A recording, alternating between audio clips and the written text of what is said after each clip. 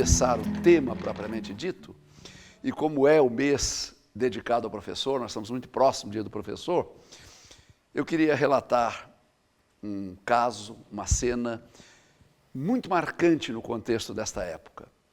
Em janeiro desse ano, eu passava alguns dias em Ubatuba, litoral norte de São Paulo. E um dia, a minha mulher solicitou, na verdade ordenou, né? Todas as mulheres, ordenou que eu comprasse algumas coisas no supermercado. E querendo curtir a praia, eu falei, bom, eu vou fazer a compra imediatamente, porque assim eu me liberto do compromisso e sobra mais tempo para curtir. E entrei no supermercado com a sensação de que eu era o único cliente ali presente.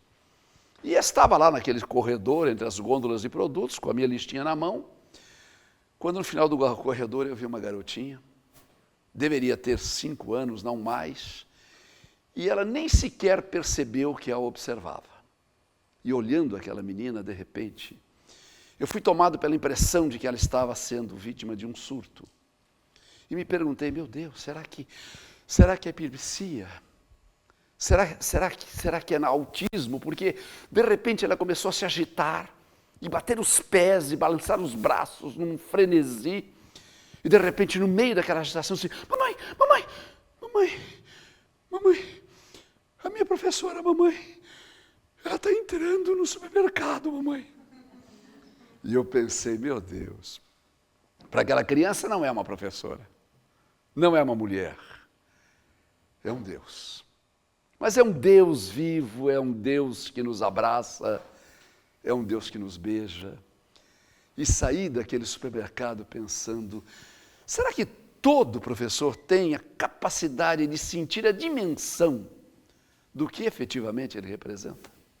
Será que ele é capaz de perceber quantos momentos o seu nome é falado, sem que ele sequer saiba que o seu nome está sendo falado? E saí daquele supermercado pensando, muitas vezes o professor fica se perguntando se o seu trabalho é percebido, se o seu trabalho é reconhecido, se aquele diretor, se aquele coordenador, se aquele secretário de educação, no caso da escola pública, tem a percepção da sua luta, do seu empenho, dos seus desafios. Talvez até não tenham, mas não tenho dúvida nenhuma que para a criança, que para o adolescente, o professor é uma figura muito importante. Às vezes até muito mais importante que aquele pai ausente, que aquela mãe distante. Então eu não iria mencionar essa passagem, mas como nós estamos em outubro, e como naturalmente a editora E Realizações fez e marcou este evento, e até pediu que eu fizesse um texto sobre o Dia do Professor, eu resolvi abrir um pequeno parênteses nesse contexto para essa observação. Agora, voltando ao tema que nós vamos abordar, vamos começar de uma maneira assim ligada à ficção. Vamos fazer de conta que nós estamos num outro planeta, numa outra galáxia. Um planeta muito distante da Terra, mas um planeta habitado. E porque as condições de temperatura deste planeta se tornaram compatíveis com a vida muito antes da Terra poder ter compatibilidade para a vida, a civilização que lá ocupa é muito mais adiantada que a civilização terrestre. Nesse planeta não existem professores, porque ainda antes da criança nascer, na sua vida fetal, lhe é injetado um chip, onde tudo quanto ele deverá aprender, ele aprenderá, naturalmente escolhido pelos pais. E se depois de nascido e crescido, ele julgar que aqueles saberes que ele tem não é compatível com aqueles que ele gosta, não há problema nenhum, ele pode trocar o chip. E, portanto, não existem escolas convencionais, não existem universidades, não existe nada semelhante àquilo que nós temos aqui. Mas existem pessoas ligadas à educação, responsáveis pela educação. E existe algo assim um pouco parecido com aquilo que nós chamamos de mestrado e de doutorado. E um dos alunos, frequentador dessas condições de doutorado, um dia recebe do seu preceptor, que seria no caso aqui o professor, uma tarefa. Diz, olha, você para ser um profissional de educação, tem que conhecer como é a educação num país muito distante, muito primitivo. Então a sua tarefa é pesquisar nos atlas estelares um planeta onde tenha vida, onde a vida seja muito mais atrasada do que a vida aqui, e verificar nesse planeta como é a educação. Para a gente até perceber como era a educação no nosso planeta há centenas ou milhares de anos atrás. E um dos estudantes, imbuído daquela tarefa, consulta nos atlas estelares e descobre que havia uma galáxia com probabilidade de ter planetas habitados chamado Via Láctea. Entra na pesquisa e descobre que na Via Láctea existe um sistema, que era o sistema solar. Descobre que nesse sistema haviam 9 planetas e que um deles tinha vida. Um tal de planeta Terra. Diz, deixa eu ver como é que é a Terra. E ao descobrir que, obviamente, a Terra havia esfriado e abrigado condições de vida muito depois do planeta dele, a vida aqui deveria ser muito primitiva. Ele resolveu, vou ver como é que é a educação naquele planeta.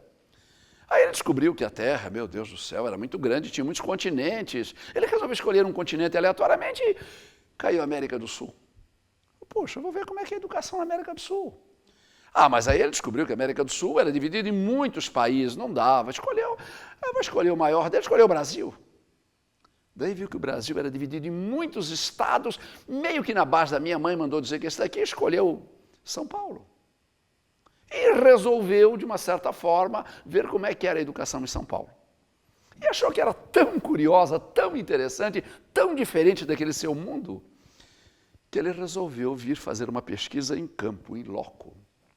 Obviamente que a sua configuração biológica é muito diferente do terráqueo, mas ele não teria dificuldades em promover uma espécie assim de maquiagem que o fizesse igual a um terráqueo e veio até a Terra.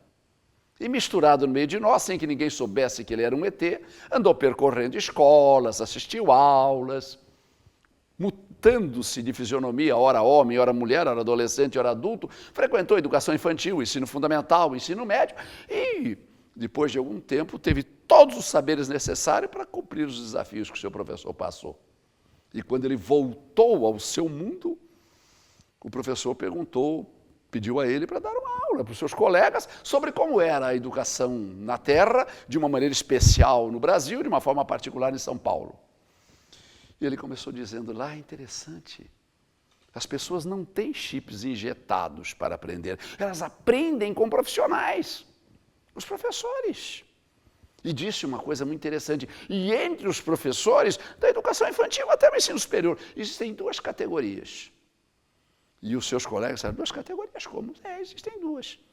Existem aqueles que eu chamaria de professores e aqueles que eu chamaria de professauros. E os colegas perguntam, mas professauro, o que é isso? Não, é que eles são tão antiquados, tão primitivos, que eu acho que eles têm um jeitinho de dinossauro, que também foi um ser que lá existiu. Então tem o professor e tem o professauro. Puxa, mas qual é a diferença maior entre eles? Como é que a gente percebe assim? Olha, perceber mesmo você não percebe, a não ser assistindo aula de um e de outro. Aí é completamente diferente. Também a diferença comportamental. Para um professor, um ano letivo que começa, é uma jornada de expectativa para colocar em prática coisas que ele aprendeu, conhecer novos alunos, suportar desafios. Para o professor é um saco, meu Deus. Começar tudo de novo. Para um professor, o aluno é um ser inteligente, cuja inteligência ele vai esculpir, cujas ideias ele vai iluminar, cuja memória ele vai instigar. Para um professor, são os pentelhos desgraçados como me encheu o saco todo dia. E aí começou a fazer aquelas comparações. E os seus colegas, intrigados por aquelas diferenças, perguntou, mas puxa, me diga uma coisa, e se por acaso um professor, um daqueles seres arcaicos, primitivos, quiser virar um professor, o que ele teria que fazer? Seria difícil? Seria caro? E a resposta dos estudantes, não é caro não, é muito simples. Ele teria que empreender 3 mudanças essenciais. A primeira mudança que ele teria que empreender é sobre o jeito de dar aula. Ele não pode dar aula, porque uma aula de um professor é muito diferente de uma aula de um professor. A segunda mudança que ele teria que empreender seria sobre o conteúdo que ele trabalha, aquilo que se chama de matéria. Um professauro da matéria, como se não existisse a internet, como se não existisse o Google. Dá uma aula, dá uma matéria, dá um conteúdo, como ele dava há 20 anos atrás, há 30 anos atrás. Um professor tem uma maneira diferente de dar. E a terceira mudança, obviamente, ocorreria na maneira de avaliar. Porque se você muda a cara da aula, se você muda a maneira de apresentar o conteúdo, muda a maneira de avaliar. E aí ele passou a explicar mais ou menos os caminhos para essas mudanças. E em linhas gerais, é isso que eu vou conversar com vocês. O que é, para essa escola nova que está chegando, para essa escola que alguns chamam de escola 3.0, para essa escola que agora começa a entrar no campo das lousas eletrônicas, dos tablets, para essa escola, como é, por exemplo, a escola na Finlândia, o primeiro país do mundo ocidental nos exames do PISA, como é essa escola na Coreia do Sul, que é outro país oriental de grande destaque, ou mesmo como são algumas escolas do Brasil de ponta, como é pensada a aula, como é pensado o conteúdo, como é pensada a avaliação. Então, veja, a minha intenção em nenhum momento é dizer façam assim, sejam assim. De maneira nenhuma, eu não teria de forma alguma essa pretensão. A minha vontade é estabelecer nesse breve encontro que nós temos um espaço comparativo da escola que temos para aquela escola para a qual nos encaminhamos. Obviamente não se sai da escola que se tem para a escola que se terá sem uma transição. E o meu propósito é tentar dizer de que maneira fazer essa transição. Como que a aula, como que a abordagem de conteúdos, como que o projeto da avaliação poderia sofrer essas mudanças. Por isso, essa fala com vocês vai se dividir em 3 breves segmentos. O segmento aula, o segmento conteúdo e o segmento avaliação. Porque, veja, na maior parte das escolas brasileiras, ainda se pensa a aula como discurso. Ainda se pensa a aula como aquele momento que o professor, proprietário do saber e do conhecimento, passa aos seus alunos aqueles saberes que ele possui. Mas será que uma aula na Finlândia é assim? Será que uma aula na Coreia do Sul é assim? Será que uma aula naquelas escolas brasileiras que hoje são campeãs do IDEB ou eventualmente são líderes no Enem ou no PISA, é exatamente assim?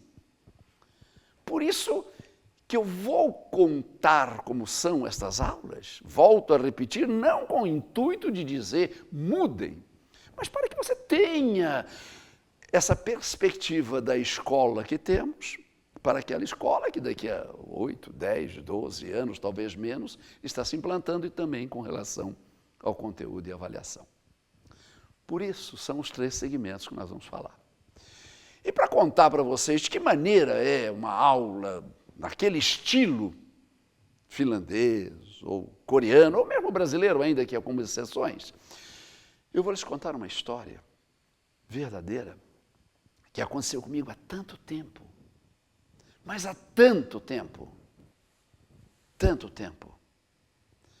que seguramente nenhuma das mulheres aqui presentes ainda era nascida. Alguns homens, talvez. Vocês sabem que homens e mulheres não envelhecem igual. Eu, quando casei com a Wanda, minha mulher era 2 anos mais velha que ela, agora eu sou 16. Não, as mulheres da Terra são terríveis. Terríveis. Imagina. Quando nós casamos, eu tinha 26 anos, ela tinha 24, agora eu tenho 76, ela empacou nos 60. Tenho um medo terrível de sair com ela daqui a uns 3 ou 4 anos, ser preso por pedofilia, porque, enfim, não é só eu envelheço. Por isso a história que eu vou lhes contar, nenhuma mulher era nascida, alguns homens talvez. Eu estava no último ano de faculdade, meu professor de prática de ensino passou pela minha carteira e deu um veredito. Cara, todo mundo nesta classe entregou estágio, só você não entregou. Ou você estagia, e os estágios estão na minha mão, ou você está no pau. Quando ele saiu de perto, eu fiquei tão apavorado, que eu perguntei para um colega o que era estágio. E o colega falou, cara, coisa mais fácil. Você vai ter que ir numa escola de preferência pública, assistir a aula de um professor e confrontar o jeitão que o professor dá aula com aquilo que o professor da faculdade disse que é uma boa aula. Esse relatório confrontando é o estágio. Bom, como aquilo era um imperativo inevitável, o que eu podia fazer? Tinha que assistir a aula. Eu morava nessa época no Brooklyn, na loja da minha casa, Santo Amaro, tinha um colégio estadual, Alberto Conte. Vestia a minha melhor gravata, porque naquele tempo o professor dava aula de gravata, e fui pedir ao diretor permitindo licença para estagiar. O diretor nem tirou os olhos do papel que assinava, me despachou. Falou, meu filho, você quer estagiar, querido? Vai lá na sala dos professores. Conversa com o professor da matéria que você quer estagiar. Se ele deixar a coisa sua e dele, não tem nada de me opor. Carregado de esperança. Saí da sala do diretor, fui para essas professores, no meio do caminho, encontrei um inspetor de alunos. Pedi a ele para dar uma olhada na grade horária, quem da minha matéria ela estava. Ele olhou a grade horária, me devolveu um sorrisinho sinistro, esquisito. E falou, moço, quem está aí hoje é Dona Judite. Eu estranhei aquela maneira de falar, podia falar Dona Judite, porque aquela maneira toda esquisita, como se fosse me jogar numa arapuca. Mas eu, assustado, pedi a ele para me descrever, como era professora, para afinal de contas não ficar perguntando para todo mundo. Ele me descreveu, e de posse da descrição da Dona Judite, lá fui eu para as professores. Era hora de aula, não tinha ninguém. Quando bateu o sinal de intervalo, a turma foi chegando, a hora que ela apareceu, não tive dúvida. Baixinha, olhos pretos como duas estrelas cintilantes, blusa vestida no avesso, que eu pensei que era descuido, descobri que não era da moda. Cabelo espichado para o alto, feito uma vassoura piaçava. Eu, todo meticuloso, pedi a ela permissão para estagiar. Botou a mão no meu nariz. Ficou com a mão no meu nariz, quase um minuto ali, não dizia nada, nem sim, nem não. Eu me deslinguindo ali, não sabia se corria, se fugia, e ela não falava nada. Depois de um minuto, baixou a mão e falou, o quê? Estagiar nas minhas aulas? Nenhum problema, meu filho, pode estagiar quantas aulas quiser. Mas vou lhe dizer, tem um preço. Pagou, querido, você pode estagiar. Não pagou, vai procurar outra escola, porque aqui você não estagia, não. Olha, ali do outro lado da rua tem um colégio 12 de outubro. Vai lá que você estagia de graça, porque aqui você paga. E vou lhe dizer qual é meu preço. Meu anjo, eu não tenho faculdade. E pelo que você está contando aí, querido, você está numa faculdade. Então eu acho que você tem muita coisa para me ensinar. Então assista a minha aula com olhar crítico, veja meus erros, minhas falhas, a pisada na bola que eu dou. E quando você for embora, meu bem, me conta de que jeito eu mudo, porque aí eu aprendo com você. Você topa? E voltou a botar a mão na minha cara. Eu não tinha como não topar. E no dia seguinte, na primeira aula da Judite, lá estava eu sentadinho, pronto para olhar a aula que ela dava. Nem bem a aula começou. Um aluno perguntou, Dona Judite, o que é restinga? Eu lá no meu cantinho pensei, eu sei. Me chama que eu vou lá na frente e dou um show. Mas Dona Judite nem olhou na minha direção e disse, gente. Que coisa mais linda, Reginaldo acaba perguntando o que é restinga e não tem dia melhor do que hoje para responder, porque a gente vai estudar no litoral, é lá que elas aparecem. Eu pensei que Dona Judite não sabia o que era restinga, mas com o tempo eu fui descobrindo que ela era uma propositora de problemas, ela desafiava, ela queria ensinar o aluno a pensar, a procurar, a buscar, e naquele fingir não saber, ela instigava a classe. E os alunos começaram, então, a dar palpites, a dar ideias. E alguém falou, Dona Judite, a gente quando não sabe uma coisa, pergunta para alguém. E ela imediatamente recolocava o problema. Olha que coisa interessante que Reginaldo falou, perguntar para alguém, mas qualquer alguém? Será que se, por exemplo, eu perguntar para o senhor Vicente, que varra as folhas, que caiu das árvores no pátio, ele sabe? Você dizer, não, Dona Judite, e começaram a selecionar pessoas na escola, na comunidade, que pudessem responder. Depois de alguns minutos, o problema renascia, gente, me diga. E se por acaso nenhuma dessas pessoas que por acaso possa responder estiver perto, e eu tenho que saber o que é restinga, então eu não vou fazer nada. Daí uma menina falou, Dona Judite, se não tem ninguém, procura nos livros. Oh, mas que resposta mais interessante que a Aline me deu. Nos livros. Mas me diga, gente, qualquer livro serve. Por exemplo, eu tenho aqui na minha mesa, junto com o meu diário de classe, um catálogo telefônico. Se eu procurar no R, eu acho... Repare, o problema sempre recolocado, a classe sempre levada a pensar. Daí um aluno falou, Dona Judite, um catálogo telefônico não tem restinga, porque só tem nome. Uma aluna, outra disse, Dona Judite, por que a senhora não procura num dicionário? Falou, olha que a Andréia falou, um dicionário. Gente, me diga uma coisa. Por que tudo quanto é livro que eu vejo tem índice de dicionário? Não tem. Porque, veja, todo livro eu olho lá tem índice, dicionário não tem. Uma falou, dona Judite, que besteira a senhora está falando. Dicionário não precisa ter índice, porque dicionário é pela ordem alfabética. Para, gente, olha que palavra foi dita aqui. Alfabética. Porque, gente, a palavra não tem que se olhar apenas o significado, tem que olhar a estética. Alfabética é uma palavra linda, linda. Então, antes de pensar no que ela significa, pensa quando você vai conversar. Se você, às vezes, não pode, entre duas palavras, escolher aquela que é mais bonita, alfabética. Já pensou, meu anjo, um dia você ter uma filha, botar o nome dela de alfabética? Que ideia boa que eu estou te dando, que é um nome tão bonito assim. Você sabia? Que na Grécia Antiga a primeira letra era alfa, a segunda era beta, alfabética. Quer dizer, pelo caminho das letras, qualquer coisa que, por exemplo, aqui seria como abecético. Puxa, que coisa mais linda. Porque tem palavra que é muito feia, gente. Quer ver uma palavra que eu acho feia? Fronha. É um negócio esquisito, parece melequento, fronha. Eu, às vezes, até durmo num travesseiro pelado para não botar a mão nessa tal de fronha. E veja, e naquele momento ela saía do assunto, mas ela levava o aluno a buscar a diferença entre significação e significado, aquele contexto da palavra que ela busca. E depois de alguns minutos disse, gente, sabia que eu tenho aqui comigo um dicionário? Vamos procurar a tal da Restinga. Reginaldo, você que perguntou, se achegue. Reginaldo se chegou. Abriu o dicionário na letra R, a hora que ele lia o conceito, Dona Judite, com a sua letra caprichosa, escrevia na lousa. A hora que aquele conceito estava registrado, ela disse, gente, vou pedir uma gentileza para vocês. Imagine que você está num barranco alto, e lá embaixo você está vendo o mar. Agora você vai fechar os olhos. Eu vou descrever o que está na lousa, eu vou ler o que está na lousa, e a tua imaginação vai aos poucos, fazendo que o contorno do litoral se modifique, e você vai ver uma restinga. E leu, e percorrendo com doçura as palavras do conceito, o imaginário do aluno foi se abrindo naquela concepção. Quando terminou, disse, gente, sabia, é mentirinha, mas faz de conta que é verdade, sabia que ontem, de noite, o prefeito decretou que 3 palavras dessa que estão escritas aqui na lousa está proibida de falar. Virou palavra obscena. Nós vamos ter que falar o que é restinga, mas não pode usar essas 3 palavras. E assim dizendo, pegou seu giz vermelho, foi na lousa, riscou 3 palavras e disse, gente, vamos ter que falar o que é restinga sem as 3 palavras. Repara, ela estava quebrando a decoreba, ela estava quebrando a aprendizagem mecânica.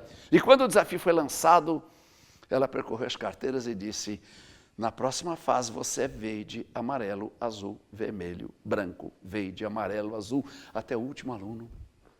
Ele disse, agora quando eu bater palma, desfaz carteira individualizada e senta verde com verde, amarelo com amarelo, azul com azul, vermelho com vermelho. Os alunos regruparam. Gente, já sabe, dizer o que é restinga sem as 3 palavras que estão riscadas, sinônimo vale, mas as 3 não valem.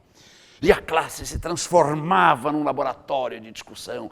Todos os alunos conversavam, mas ninguém conversava outro assunto a não ser aquele, ali eles construindo. E lá do meu cantinho eu via a Dona Judite percorrer os grupos e dizer, meu Deus do céu, Verde está fazendo uma coisa tão linda que eu não acredito. Meu Deus do céu, olha o que a Amarelo está fazendo. Depois de alguns minutos eu disse, gente, já pensou que agora vocês têm um conceito que não é o conceito do dicionário nem de lugar nenhum, que é de vocês. Veja, ela estava introduzindo no aluno aquele conceito de que sentenças compreendidas são por nós feitas. E aí me surpreendeu mais uma vez quando eu disse, mas agora é hora de socializar os conhecimentos. Eu nunca tinha ouvido isso antes. Vamos compartilhar com todos o que alguns sabem. E assim dizendo, foi nos grupos. Foi ao Grupo Verde e disse, na próxima fase, você é A, B, C, D e E. Foi no Grupo Amarelo, fez o mesmo. Foi no Grupo Azul, fez o mesmo. Quando todo mundo tinha a letra, disse agora, quando eu bater palma, desfaz Grupo Verde, Amarelo, Azul, Vermelho e Branco e reagrupa o Grupo A, B, C, D e E. Quando se reagrupou, disse, gente, Cada novo grupo tem um verde, um amarelo, um azul, um vermelho, um branco. Vocês vão trocar o que vocês fizeram e vão fazer um novo conceito, que é uma espécie de mistura de todos, que é o conceito de vocês mesmos.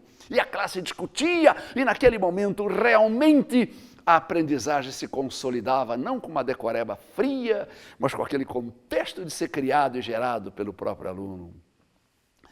Minutos depois disse, gente, por favor, agora que vocês foram capazes de dizer o que é restinga, por gentileza, será que a restinga tem alguma coisa a ver com a rua que se anda? Com a praia que se pega? Com o jogo de futebol que se assiste? Vamos tentar ligar um pouco a vida da gente? E os alunos, naquela busca daquelas ligações, tentavam transferir, adaptar, e quando um deles tinha uma ideia, ela aplaudia. E as aulas da dona Judite eram sempre assim, fingir não saber para provocar, para instigar, para animar. E depois de ter assistido 7, 8 aulas, ter conquistado o volume que eu julgava necessário para as fichas de estágio que eu precisava, fui pedir a ela para colocar uma rúbrica. Era uma hora de janela, corrigia provas. Quando eu cheguei perto, levei um susto. A prova que ela corrigia estava rabiscada de vermelho do título a rodapé. A caneta dela havia corrido sobre as linhas de uma maneira ensandecida. E eu pensei, meu Deus, como uma criatura tão meiga, tão doce, pode corrigir assim com tanto rigor? E antes de pedir que rubricasse meus relatórios, me valendo da intimidade de alguns dias juntos, disse dona Judite, será que esse aluno errou tanto assim, dona Judite? Olhou para mim com seu olhar de princesa e disse, professor, se eu estiver errado, me desculpe, o senhor sabe, eu não tenho faculdade, professor, eu estou aqui para aprender, mas eu tenho a mania de sublinhar aquilo que o aluno acerta, professor, porque quando eu leio um livro, eu sublinho tudo que é bom, tudo que eu gosto, e tudo riscado aqui, porque tudo isso é lindo e maravilhoso, porque os meus alunos já sabem, quando na prova dele eu não sublinho alguma coisa, ele vem me perguntar por que eu não sublinhei, e aí num atendimento pessoal eu lhe digo o que não estava bom naquilo que ele assinou. E naquele ato, ela substituía o rigor da punição, o erro que incrimina e que gera a vontade da cola, naquela lucidez de acertar mais e cada vez melhor. E espantado com a sua resposta, parei-me ali do lado, quando ela ficou de pé, que diga-se passagem, não fez lá muita diferença não, voltou a botar a mão no meu nariz, eu nem lembrava mais dessa cena, e falou, mas o que o senhor quer? O que o senhor deseja, por que veio agora aqui? Eu falei, dona Judite, eu vou entregar os meus relatórios, queria que a senhora colocasse aqui uma assinatura, disse, assino não, porque nós temos um trato. Você tinha que falar dos meus erros, das minhas falhas, dos meus imperfeições. Fica assistindo, ela nunca me criticou. Desse jeito você vai embora e não posso melhorar. E como o preço era esse, ou você me critica agora, ou não boto minha assinatura nesse papel. Eu não tinha críticas a fazer. Eu tinha aprendido com ela o que os 4 anos de faculdade não me ensinaram. Mas eu não poderia ir embora sem as assinaturas. E escolhendo as palavras mais doces que tinha, disse dona Judite, eu acho estranho a senhora não responder as perguntas dos seus alunos. Me olhou com aqueles olhos de princesa e disse, professor, imagina. Respondo sim, meu mestre, respondo. Só não respondo aquilo que eles podem aprender sozinhos, professor. E naquele momento eu percebi que se eu procurava alguém que mais do que dar o peixe verdadeiramente ensinava a pescar, eu estava diante daquela professora. Entreguei o meu relatório e depois de muito tempo, passei a trabalhar junto à Unesco. Tive a oportunidade de visitar salas de aula em países mais avançados, em lugares os mais distantes do Brasil. E quando eu vejo hoje as aulas naqueles lugares mais avançados, mesmo quando eu vejo aulas aqui em São Paulo, particularmente que eu vi na ECA, na USP, como é a aula? É muito parecida com a aula da dona Judite. A aula na Finlândia, por exemplo, era postada na internet. O aluno vai para a sala de aula tendo visto na internet o que ele vai abordar, mas aquela aula é um esboço, é uma aula incompleta. A lição de casa não é pós, é pré-aula. Porque a tarefa dele é pegar aquele esboço, aprimorar, melhorar, acrescentar, ilustrar, definir, agregar linguagens. Quando ele compreende que ele alcançou o melhor que ele pôde naquela aula, antes do dia da sala, ele tem obrigatoriamente uma reunião com o seu grupo. E ele vai compartilhar com os colegas do seu grupo aquilo que ele fez, para que também se some aquela criatividade, aquele aprimoramento, a aula do Pedro, de repente a aula do grupo amarelo ou verde, é o nome que lá quer que tenha. E no dia da aula mesmo, como nós entendemos, cada grupo tem o seu esboço completado, mas na lousa e no professor está o esboço. E ele vai perguntando aqui, colhendo ali, tirando lá, colhendo do grupo a característica daquilo que é essencial e, naturalmente, o seu juízo de professor ali se coloca. Não é aquela aula repetitiva, sem protagonismo, chata, mas é aquele trabalhar neste contexto. E eu fui propositalmente buscar uma história antiga para mostrar que a tecnologia daquela estratégia se vale, mas até sem ela, com Dona Judite, isso já existia. Por isso, vejam, volto a reiterar e falarei várias vezes, não estou preconizando deem aula sim, mas pensem que há outras formas onde não é preciso cobrar a indisciplina, porque o aluno fala o tempo inteiro, mas é aquele falar produtivo, construtivo, significativo, grandioso. E se esta modelagem de aula se altera, altera-se com ela também a modelagem do conteúdo, da matéria que se passa. Passar matéria para pessoas que têm livros e apostilas e que sabem ler. Para crianças que percebem o conteúdo, veja, não é aquele passar no sentido clássico, mas é aquele instigar naquela informação a geração do conhecimento. Eu era professor de uma escola aqui no Tucuruvi, Zona Norte de São Paulo, aliás, era diretor. Fui dar um aviso numa classe de 5º ano. Quando eu cheguei lá para dar o aviso, faltavam 2 minutos para bater o sinal, a aula da professora estava inteirinha na lousa. Os alunos todos copiaram. O descobrimento do Brasil. Quando eu terminei de dar o meu aviso, olhei no relógio, eu tinha 2 minutos. Deixa eu aproveitar 2 minutos. Olhei para aquela garotada e falei, turma, o que o descobrimento do Brasil tem a ver com a sua vida? Me olharam com aqueles olhão arregaladão. Um deles falou, professor, eu acho que eu sei. Então fala, Rodrigo, o que o descobrimento do Brasil tem a ver com a sua vida? Eu acho, professor, que é noite de frio. Noite de frio, meu anjo, por quê? Porque toda hora minha mãe fala, não se descubra, meu filho, não se descubra, meu filho, não se descubra, meu filho. Falei, gente, mas que coisa fantástica que o Rodrigo falou. Deixa eu falar uma coisa para vocês. Rodrigo, primeira coisa, meu anjo, quando chegar em casa, dê um beijo na sua mãe. Ela é uma sábia. Ela sabe que se numa noite de frio você não prender bem a coberta, vai cair a coberta com o teu sono, você vai acordar com dor de garganta. Agora veja que coisa bonita. Quando a tua mãe te cobre, ela te esconde. Ela te esconde do frio, você não sente nem um pouco de frio. Você sabia que há 500 anos atrás o Brasil estava escondido? Lá na Europa ninguém sabia que aqui tinha rio, que tinha floresta, que tinha índio, que tinha nada disso. Quando os portugueses chegaram, eles escreveram cartas contando como que tirando a coberta. Descobrir tem tudo a ver. Bateu o sinal. Eu saí da sala pensando, meu Deus, a aula durou 45 minutos para induzir a decoreba. E em 2 minutos se associou, se buscou.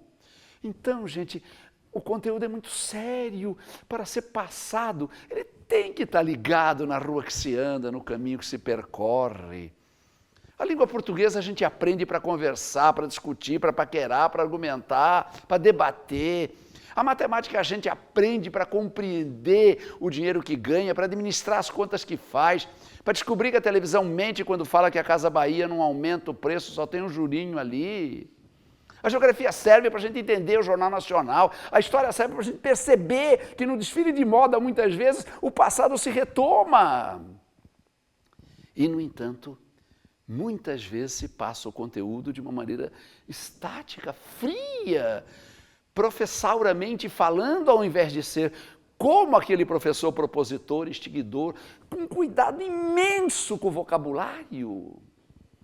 O vocabulário é crucial, porque você falar uma palavra que a criança não entende, transtorna todo o processo cerebral de compreensão. Então, é preciso uma censura, não no sentido da palavra ser moral, obscena ou não, mas no sentido dela ser compreendida. Existe um caso que expressa bem isso. Veja o risco de uma palavra mal compreendida. Aquele gaúcho que passou o dia ferrando cavalos, laçando animais, e no final da tarde resolveu curtir a noite. Vestiu seu lindo traje de cowboy, falou, agora eu vou curtir a noite. E saiu andando pela cidade e viu ali Boite, se é lá mesmo. E entrou na boate, disse, vou cantar uma gata. Olhou lá no fundo, viu uma mulher linda, escultural e sozinha e disse, é ela mesmo. E chegou lá todo charmoso e disse, boa noite. E eu disse, cara, se manda, tá? Se manda, não tô afim, pode ir embora. Não tô afim, pode ir embora. Quer saber? Não é nada contra você, não. Mas é que meu negócio é outro, cara. Eu sou lésbica, portanto, nada de cantada de homem. E por acaso eu posso saber o que é lésbica? Olha, cara, não estou aqui para dar aula, para dar lição. Eu só vou te explicar o seguinte, meu negócio é mulher, eu gosto de mulher, só penso em mulher, só transo com mulher, portanto se manda. Ele, desiludido, saiu, ficou na porta da boate, entrou um conhecido, viu com aquela roupa e disse, cara, você é cowboy? Se até meia hora atrás eu pensei que eu era, agora eu descobri que eu sou lésbica. É óbvio, tem tudo a ver. Só gosto de mulher, só penso em mulher, só... Então eu sou lésbica. Então perceba, isso nos induz a crer num adulto perigo de uma palavra não compreendida.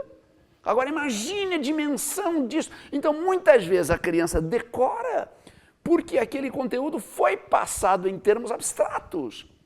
O autor, e eu fui autor de livros didáticos durante mais de 25 anos, gente, você escreve para um aluno médio, para uma figura abstrata. Agora, o filho do boiadeiro não tem o vocabulário do filho do agricultor, o filho do agricultor não tem o vocabulário do filho do médico. Então é preciso que o professor seja o tradutor, não de uma língua para outra língua, mas daquela linguagem do autor, que nunca terá o cheiro, cor e gosto do aluno, aquela realidade. Agora ele tem que descobrir isso conversando com o aluno, sabendo do seu vocabulário, lembrando aquele aluno de cobrá-lo a cada palavra que não é compreendida. Então percebam que se a mudança ocorre na aula, ela precisa alcançar também o conteúdo. E é óbvio que isto agrega outras mudanças que o tempo não nos permitirá abordar, mas para sintetizar, se você mudou a maneira de pensar a aula, mudou a maneira de pensar conteúdo, implica em mudar a maneira de pensar a avaliação. Me desculpem, mas a avaliação, da maneira como ela é pensada na maior parte das escolas do Brasil, é um crime, gente, é um crime. Eu costumo dizer que não há, na perspicácia do meu olhar sobre a educação, erro maior da maneira como é feita a avaliação. Quer ver de que maneira é feita uma avaliação? Pergunte a uma mulher quantas vezes por dia ela se avalia. A cada minuto. Em cada espelho que ela passa, em cada outra mulher que ela vê, em cada roupa que ela percebe, em cada vitrine que ela enxerga uma bolsa, a cada instante ela está se avaliando. Por quê? Porque é uma avaliação constante, permanente, e não aquela avaliação circunscrita naquele dia, naquela hora, naquele instante, naquele local. E principalmente, ao contrário da dona Judite, aquela avaliação excludente, onde errar é um pecado. E eu fujo do pecado colando. Ora, meu Deus, se quem inventou a culpa não tem que inventar também o perdão? E criar aquela avaliação que não atemorize, que seja constante e ocorra em todas as oportunidades. E eliminar esta incrível falácia de ser uma avaliação quantitativa. De expressar saberes com números. De achar que, por exemplo, 7,5 é uma nota boa. Gente, o que quer dizer 7,5? Que o aluno aprendeu 3/4 do conteúdo. Ele aprendeu 75%. Você voaria com um piloto que aprendeu a voar 75%? Ele só não sabe pousar. O resto é ótimo. Você voaria. Você andaria num carro com 3 rodas? Não, 75%. Veja, então, a nossa avaliação é anacrônica. Tudo bem, não cabe ao professor. Porque, naturalmente, se ele entra para trabalhar numa escola, o sistema de avaliação está implantado. Mas cabe a ele, como crítico, fazer uma análise de que há outras formas de avaliar. Por exemplo, em alguns países mais bem guindados em termos de educação, o conceito primordial da avaliação é o ótimo. E o nosso é o máximo. Agora, repare que a palavra máximo, ela é padrão para todos. Se eu disser, eu vou ficar falando no máximo 2 minutos. É 2 minutos para todo mundo que está aqui. Agora, o ótimo, ele tem um conceito muito pessoal. O meu ótimo de sono não é o seu ótimo de sono. O meu ótimo de apetite não é o seu ótimo de apetite. Não é? Então, veja, o aluno, ele é avaliado na sua condição, no seu estilo, na sua potencialidade, na sua relação interfamiliar, no seu vocabulário. E a partir daí a escola vai acompanhando os caminhos da sua transformação, da sua mudança e vai avaliando, guardando-se as devidas proporções, como bom médico avalia. Né? Olha, você está com colesterol muito alto. Olha, evite isto, evite aquele outro, tudo que é gostoso você tira do pedaço, você vai comer brócolis. Bom, tudo bem, você faz o sacrifício desgraçado, volta. Olha, está melhor. Mas aí, veja, você também precisa desenvolver uma... Veja, ele vai te avaliando, por quê? Porque ele começou pela condição de saber como você está e ao perceber a imperfeição e procurando levar. Então, gente, eu estou chegando ao limite do tempo, até passei um pouquinho, mas eu queria, em poucas palavras, fazer esse paradoxo. Alguns podem pensar que, por ser autor de um livro chamado Professores e Professauros, eu sou um crítico dos professauros. Não, não sou, pelo contrário. Acho que toda criança ama os dinossauros, né? Então é legal, dinossauro, bacana e tal. Eu só procuro tentar mostrar que a transição que estamos vivendo é muito forte e que a gente tem que repensar a aula, repensar o conteúdo, repensar a avaliação e outros pensamentos. Será que o que o Enem proclama como competência é realmente competência? Né? Enfim, outros desafios que a educação abriga e que, se depois de um breve intervalozinho vocês puderem ou quiserem, e aí vocês têm a palavra e a gente vai conversar, vai trocar. Tá bom, gente? Muito obrigado, então. Muito obrigado.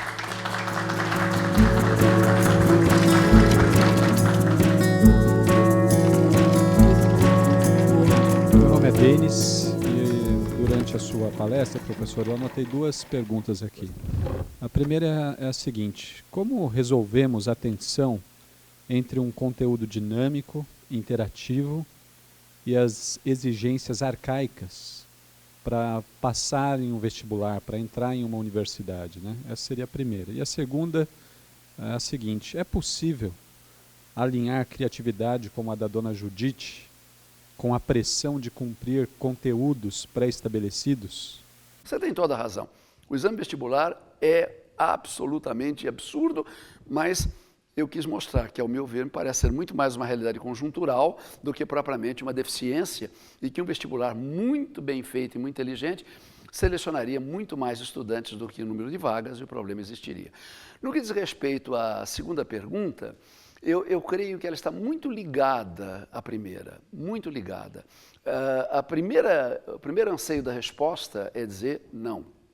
Não é possível compatibilizar a criatividade, o anseio, a ideia de Dona Judite, aquela ampliação de uma aula que era verdadeiramente uma aula interdisciplinar, né?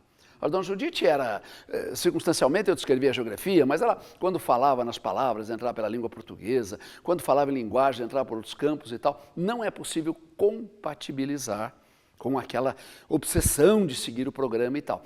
Mas eu creio que tudo está, de uma certa forma, ligado à primeira questão. Se nós conseguirmos um dia alcançar um padrão de seleção para o ensino superior melhor, como, aliás, eu volto a repetir, é feito em países da América Latina, em alguns, e é feito em outros países também, talvez aí sim. Aí aquela aula geradora do empreendedorismo, da criatividade, da iniciativa, aquilo que nós conversamos, aquela aula que também ensinasse a ver, porque ver é muito mais do que olhar, aquela aula que ensinasse muito mais a escutar, porque escutar é mais do que ouvir, enfim, aquela aula que pudesse revigorar certos fundamentos da condição humana é muito importante. Só concluindo, você veja, quando a Unesco diz que a educação do século XXI tem que estar assentada em 4 pilares, que é ensinar o aluno a conhecer, a aprender, ensinar o aluno a se relacionar, a fazer amigos, a trabalhar em grupos, a compartilhar, ensinar o aluno a desenvolver o fazer, a materializar o aprender o fazer, a, portanto, desenvolver as competências e ensinar o aluno a ser.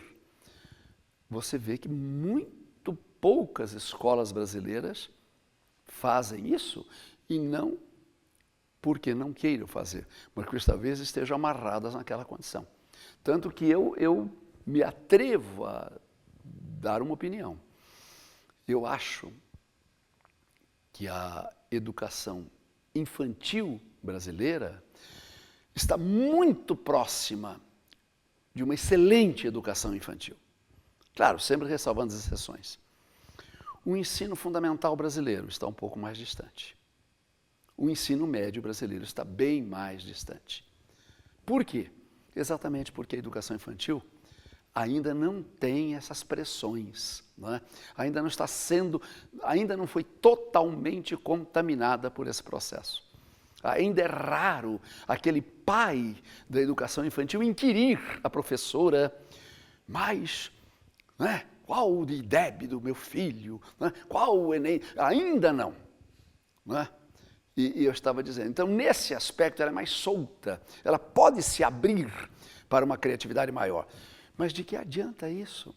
Se depois você cai no ensino fundamental, robotizante, vai para o ensino médio robotizante, né? Mas, na verdade, eu vejo, o ensino médio brasileiro é retrógrado. Agora, será que ele é retrógrado porque falta aspiração para fazê-lo melhor ou por causa dessa conjuntura que colocou um tipo de vestibular? Você vê, o Enem não era a intenção do Ministério, não era a intenção do Paulo Renato, quando ele começou a desenvolver a ideia, fazer um ranking de Enems. Quem faz não é o MEC, agora é a mídia. Você abre uma página de qualquer grande revista, está lá, a minha escola é a primeira do Enem e tal, tal. Agora, por que eles estão dizendo aquilo? Ah, porque eu quero ter mais aluno, eu quero aumentar a minha mensalidade. Né? E se você vai tentar reunir os pais para dizer claramente, olha, gente, um Enem 7,3 é tão maravilhoso quanto um Enem 6,9, os pais vão cair de pau em você. E a rigor é mesmo. É mesmo. Será que 4 décimos vai dizer que aquela escola é muito melhor? Mas o marketing faz com que se pense que aquela escola seja muito melhor. Já teve pais que tiram os filhos de muito boas escolas para levar para outras, porque o ranking da outra está um pouquinho mais alto. Isso é patético. Mas veja, é uma contingência desse tipo de seleção que realmente é muito perversa. Até minha preocupação hoje em dia é exatamente muito preparado para o vestibular. Você falou da educação infantil, essa pressão já está começando na educação infantil, porque agora tem que estar alfabetizado, a gente realmente está cortando as asas dessas crianças. Minha preocupação também por mais que eu acho fantástico, graças a Deus que tem a universidade online que eu estou fazendo, para mim seria perfeito, mas o quanto não está ficando muito tecnológico e estamos esquecendo da prática em si. Eu vejo muito, pelo menos as crianças de hoje em dia, muito aqui assim, e não sabendo brincar. A atividade motora, a grossa não está sendo desenvolvida, é muita preocupação com segurança, com a agenda. Com a agenda, exatamente. Então, não tem tempo de desenvolver isso com as crianças. Aí eu queria saber como é que, não sei, você que está falando trabalha na Unesco, como é que está tendo um trabalho para tentar fazer isso, tentar desenvolver mais essa parte? Olha, infelizmente não. Eu até um pouco antes da reunião eu conversava com o Sérgio aqui. Por exemplo, a Dinamarca, não é? É um caso muito interessante. A criança na Dinamarca, a preocupação maior dos pais é desenvolver autonomia. Então, evidentemente, uma criança de 2 anos não é capaz de trocar a própria fralda. Tem quem troque. Mas quem vai levar a fralda suja lá para o lixo é a criança. As árvores estão espalhadas pelo pátio, aconselhando que elas tomem muito cuidado. Mas, por acaso, uma delas, traquina, for trepar na árvore, não vai ninguém apavorado tirá-la de lá. Porque se ela cair, ela vai esfolar o joelho, a gente vai correr e vai curar. Mas você vai aprender que árvores é um lugar de onde se cai. Então, veja, existe uma preocupação que à primeira vista parecia chocante. Porque aqui no Brasil nós somos muito paternalistas, meu Deus, essa escola é uma porcaria, meu filho chegou com o joelho esfolado em casa e tal.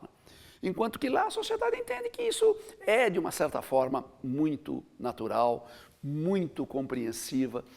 Na Finlândia, que eu acho fantástico, não se matricula uma criança na escola antes dos 7 anos. Porque até os 7 anos você tem que brincar. Agora, como, obviamente, os pais em Helsinki trabalham, eles têm que deixar as crianças. Mas aí como é que ele faz se não tem a escola da educação infantil antes dos 7? Tem centros de acolhida, onde a criança vai brincar. Só que ao invés de serem brincadeiras absolutamente inocentes, são brincadeiras que levam ao despertar do saber. Vamos brincar de cozinha. E ninguém crê, mas aprender um pouquinho de química. Porque não existe laboratório de química melhor do que uma cozinha. Vamos brincar, escutar. Porque escutar é muito mais do que ouvir. Então, veja, quando a criança chegou aos 7 anos para a escola, ela vai começar a aprender. Mas ela já vem trazendo uma qualidade interior muito grande. Um outro aspecto na sua pergunta que eu acho muito importante é que a ideia que se generalizou de uma maneira muito forte no Brasil é que tudo quanto você precisa transmitir tem que ser através de aula. E eu até admito que possa ser através de aula, mas através de um formato de aula. E até nós conversávamos, né, Sérgio? Quer dizer, se eu penso que você precisa reter algumas informações, eu vou dar um tipo de aula. Se eu penso que você precisa internalizar comportamentos, o tipo de aula tem que ser completamente diferente. Eu posso passar informações com discurso. Devo passar informações com discurso. O discurso é a melhor estratégia para passar informações. Agora, se eu quero que você seja honesta, se eu quero que você aceite o outro, se eu quero que você tenha solidariedade, não é o discurso. Não é o discurso. Então é uma outra estratégia e que, de uma certa forma, as escolas parecem não estar muito preocupadas em aprender. Não, mas não adianta. Agora, quer dizer, eu volto a repetir, você precisa saber uma série de dados aí a respeito de um fato qualquer. Tá bom, eu te falo sobre isso. Anota e decora. Agora, me ensine a ser bom. Então, quando a Unesco diz que a finalidade da escola é ensinar o aluno a ser, como é que você ensina a ser? Não, hoje não é capitanias hereditárias nem o máximo divisor comum. Hoje vai ser uma aula sobre solidariedade, sobre meio ambiente. Veja, então aquelas questões essenciais são trabalhadas de uma maneira expositiva e linear, Quando o que está se visando não é a informação, mas é a internalização, é a maneira comportamental de ser. Não é? Senão acontece aquilo que acontece com o político brasileiro. Eu sou absolutamente honesto, integralmente honesto, quando ninguém está olhando e ninguém está sabendo. Quer dizer, não é o ser naquele sentido pleno do valor, mas é o ser mediante o medo de não ser. Não que eu vá ficar preso, porque eles não ficam presos, mas de qualquer maneira eu vou ter que pagar uma nota para um advogado aí, né? Então, eu posso curtir. De forma que eu acho isso. Agora, isso que você fala é verdade, me preocupa muito essas divulgações do ranking, porque está preconizando. Eu era diretor do Pueridomus e uma mãe um dia, até falei para o Sérgio, quase me bateu, conversando com ela. Não, porque imagina, minha filha está com 7 anos e não aprendeu isso, não aprendeu aquilo, porque o outro filho está na escola tal e já aprendeu. E começou a cobrar uma opção de coisa. Por que ela já está com 7 anos, ela sabe menos do que uma outra? Eu digo, porque eu não estou interessado que sua filha fique grávida aos 11 anos. Ah, mas você também não... Ué, a senhora está querendo tanta coisa antes da hora? A senhora vai querer a gravidez? Talvez até queira, mas na vida adulta. Não é? Mas eles estão tão obcecados em... Ah, mas ele... Não, gente, as coisas têm idade correta para acontecer. E você que é professora sabe, se você colocou antes da idade... Aquilo é, quando muito, dominado como uma informação, mas não vira uma postura. E as escolas estão muito pouco interessadas. Tanto que eu conversava com o Sérgio, eu fico muito triste quando me pedem para falar sobre valores, porque eu digo, eu preferiria dar um curso. Não 4 horas, talvez, né? Mas não 1 hora, 1h30. Porque para explicar como levar a internalização, que é a mudança comportamental, você não pode usar o caminho de ficar expondo. E para falar de valor, eu posso até expor. Agora, será que alguém não sabe o que é honestidade, o que é prestatividade, o que é coragem, o que é bondade? Sabe. Então não precisa da informação, precisa saber de que maneira trabalhar isso. E aí é mais demorado, porque não é um discurso. Trabalhei sempre em treinamento, em formação de pessoas, escola de negócios e ultimamente estou me dedicando à educação à distância. Estou me aproximando dessa modalidade de ensino, de educação, que me parece tende a crescer. Me surpreende um pouco a atração que a tecnologia e os aspectos pedagógicos e também um pouco de design tem sobre as pessoas envolvidas na área, um pouco até esquecendo o aluno, que deveria talvez ser o foco. Por outro lado, e paradoxalmente, há uma corrente toda que se preocupa muitíssimo em estudar o aluno, mas me parece que essas duas correntes não falam a mesma língua. Não chegam a conversar. Eu não tenho nenhuma pergunta assim, mas gostaria que o senhor discorresse um pouco sobre essa modalidade de educação, de ensino, tão presente. Talvez aqui mesmo entre nós, várias pessoas estejam envolvidas em cursos não presenciais neste momento. Olha, com muito prazer. Bom, em primeiro lugar, eu creio que um país com 8.511.000 km² não pode ousar abrir mão da educação à distância. Isto é utópico, mesmo no momento que nós estamos vivendo, há professores na Amazônia que precisam morar próximo à escola, porque o deslocamento de barco até a escola leva dias para fazer e tal. Então, ela mora junto com os alunos no local em que ela ensina, porque cada um deles não poderia fazer aquele turno diário de ir e vir pelas distâncias colossais. Então, um país com essa dimensão não poderia abrir mão da educação à distância. Agora, ao meu ver, a educação à distância ela não poderia abrir mão de uma excelente tutoria. Tutoria, ou seja, talvez nem sei se a palavra tutor seja a palavra mais correta, mas você recebe a educação à distância e um profissional em relações interpessoais, em estratégias de aprendizagem, vai trabalhar aquelas informações que lhes foram transmitidas pela internet. Eu sou funcionário da Fundação Roberto Marinho.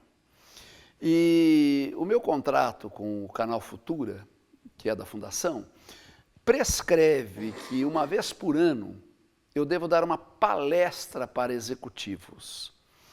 E aquilo me causava uma estranheza muito grande no primeiro ano. Mas sobre o quê?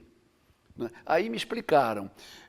A Rede Globo, ela tem os seus vários programas televisionados ligados à educação, Globo Educação, uma série deles. E quer que todos aqueles que assumiram a responsabilidade, aqueles gerentes que assumiram serem repetidoras da Globo, faça daqueles programas, o telecurso principalmente, um tipo de aula. E eles vão ser uma espécie de tutores. Ou seja, não é reunir o pessoal, promover, divulgar, espalhar, ligar o programa, e no fim do programa desligar e dizer, bom, acabou o programa, agora vocês vão embora. Não, eles vão intermedializar aquele processo. O que vocês aprenderam? O que vocês gostaram? O que não foi claro, o que não foi difícil e tal. E eu notei que na primeira palestra que eu fiz, eles estavam muito seguros. Porque 99% deles, ou talvez 100%, não eram professores. Mas agora nós temos que fazer isso? Como é que eu vou ser um tutor? Eu não sou professor. Eu digo, veja, uma mãe não precisa ser enfermeira para passar mercúrio cromo no joelho do filho ferido. Não é verdade? Quer dizer, então há certas funções na educação que não abrem mão da sua formação, da sua condição de professor, mas há outras que são dispensáveis.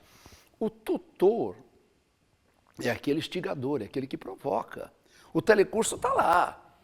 Eu não vou discutir para você a matemática que está sendo ensinada no telecurso. Ela está lá. Agora, eu vou pegar você que aprendeu melhor e colocar junto a ela que está tendo dificuldade. Eu vou fazer o seguinte, olha, o programa dura 30 minutos, a aula vai durar 2 horas. Agora, os 30 minutos são para se assistir.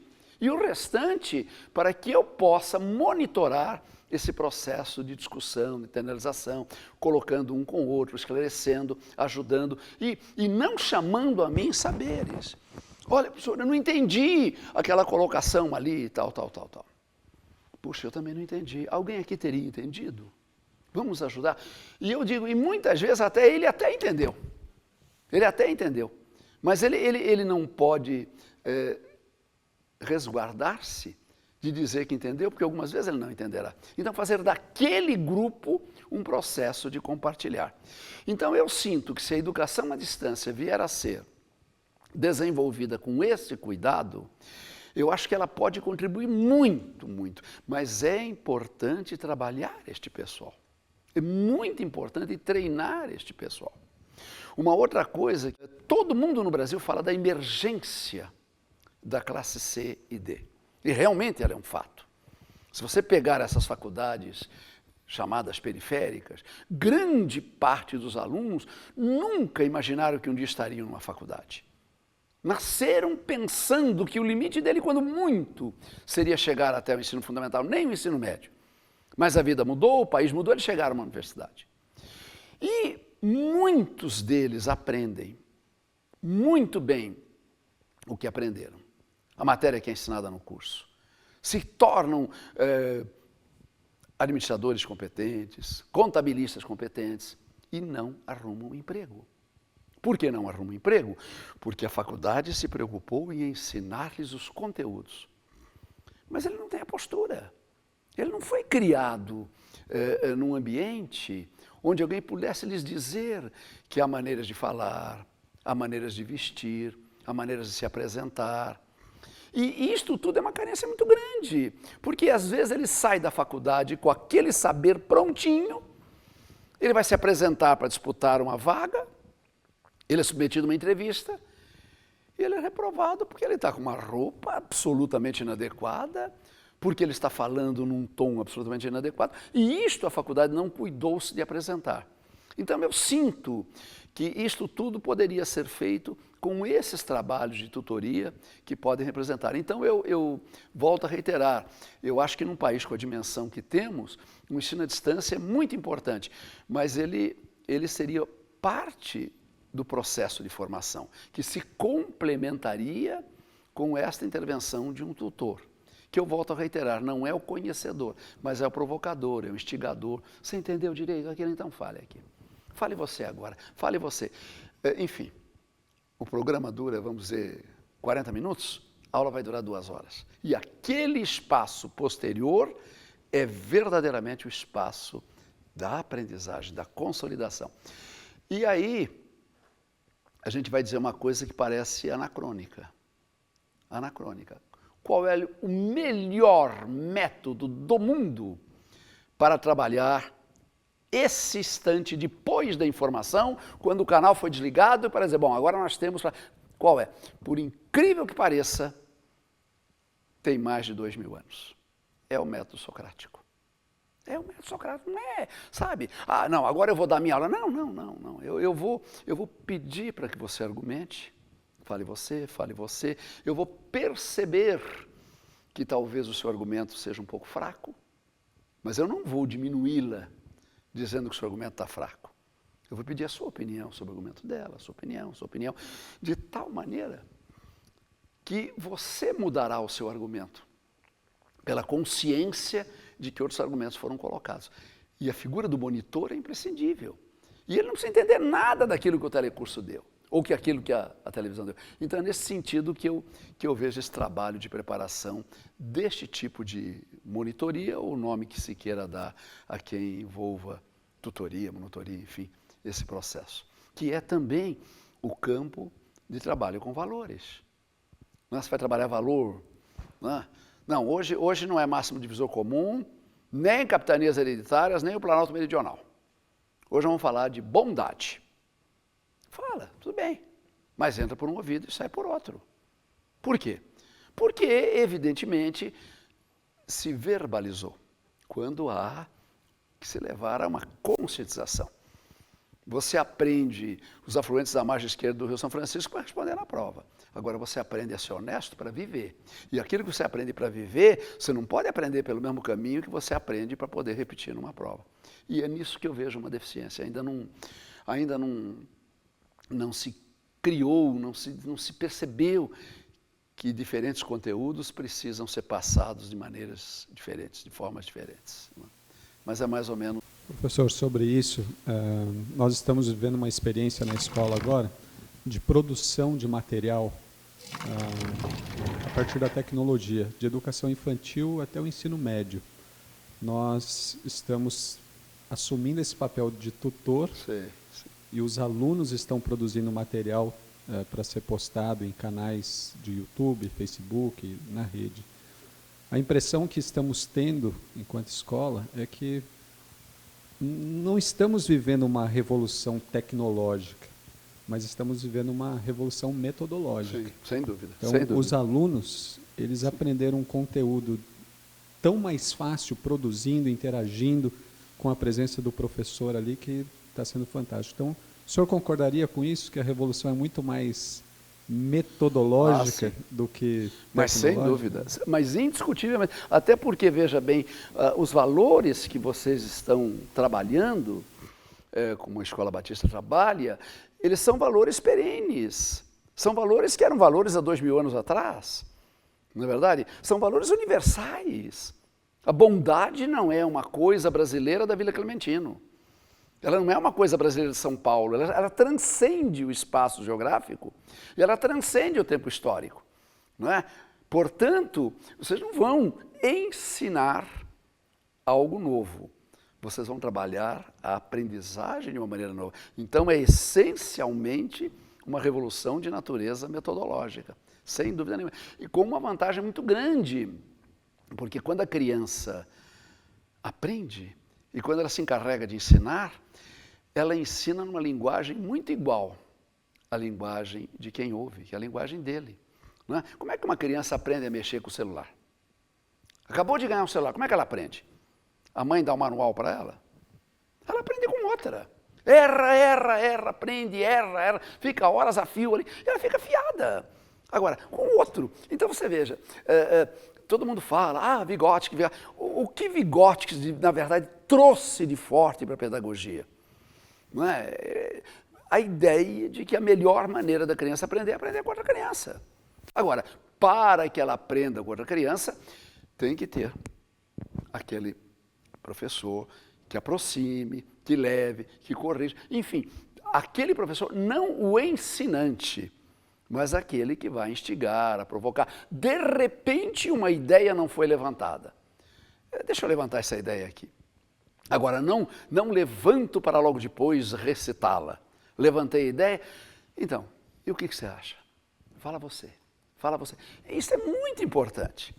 Eu me lembro que eu, quando dava aula para o ensino médio, eu pegava alguns temas extremamente polêmicos, até porque o conteúdo que eu trabalhava abria espaço para muito polêmico, e dizia o seguinte: olha, gente, a aula tem 45 minutos, vamos dividir em 3 tempos de 15.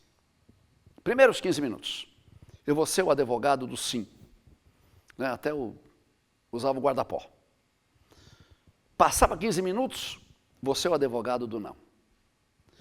Aí eu contradizia tudo que eu tinha colocado como sim. Porque não tinha colocar todos os argumentos favoráveis à ideia. Quando terminava, todo mundo dizia: oh, é sim, 100% sim. Daí quando vinha o não, pô, agora o senhor atrapalhou tudo, eu estava convencido no sim, agora o senhor falou do não. Aí tinha 15 minutos para discutir, argumentar. Aí eu dizia: o correto não é nem o sim, nem o não. Mas a discussão que se fomentou a partir daqui. E pode ser que você saia com um sim, você saia com um não, você saia indecisa. Só que aí você sairá com os seus argumentos. E não... Se você saísse nos primeiros 15 minutos, sairia com os meus. Né? Agora você vai sair com os seus. Né? Professor, mas eu não tenho um ponto de vista formado. Pois é, mas isto é também um argumento. Você ainda não tem um ponto de vista formado. Mas por que você não tem? Porque os argumentos do sim te sensibilizam, os do não te sensibilizam, e ainda não sei quantas coisas na vida também ficam entre o sim e entre o não. Então, eu diria, é uma revolução metodológica, sim, porque o que vocês estão trabalhando está valorizado pelo tempo, né? e pelo espaço. Mas a forma, eu pelo menos não conheço.